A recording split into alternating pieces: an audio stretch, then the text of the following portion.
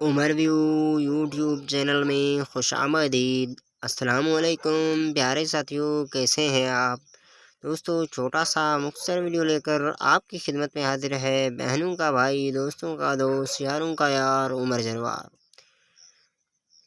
दोस्तों, मैं आपको बताता चलूँ, हर सवाल के बाद जवाब देने के लिए आपके पास है 5 सेकंड का टाइम।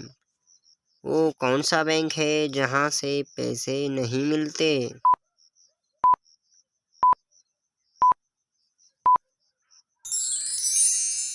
जवाब ब्लड बैंक।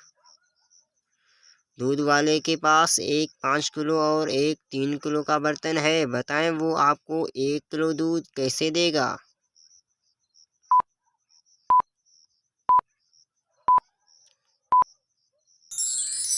जवाब दूध वाला 3 किलो वाला बर्तन 2 मरतबा भर के 5 किलो वाले बर्तन में डालेगा।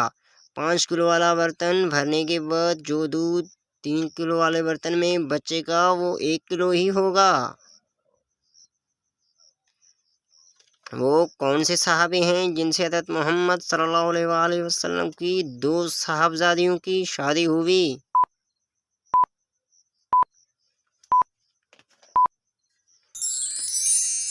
जवाब हज़रत उस्मान गनी रज़ी अल्लाह तआला अन्हु।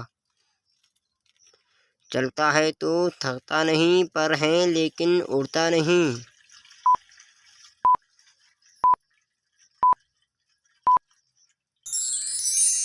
जवाब पंखा।